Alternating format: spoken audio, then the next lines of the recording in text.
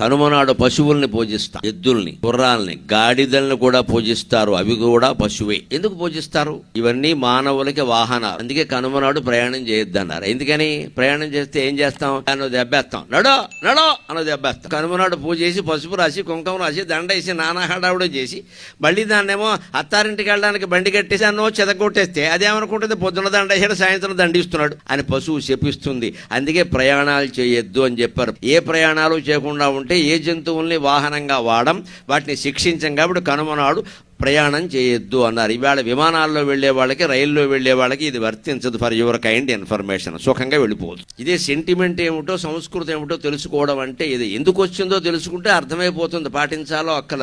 పూర్వకాలం జంతువులు వాహనాలుగా వాడడం వల్ల, వాహనంగా జంతువును ఉపయోగిస్తే జంతువును నువ్వు కొట్టక తప్పదు. కాబట్టి సన్మానం చేసిన రోజునే అవమానం చేయడం భావ్యం కాదు. కాబట్టి కనుమనాడు వెళ్ళొద్దన్నారు. ఇంకో కారణం ఏమీ లేదు ప్రత్యేక.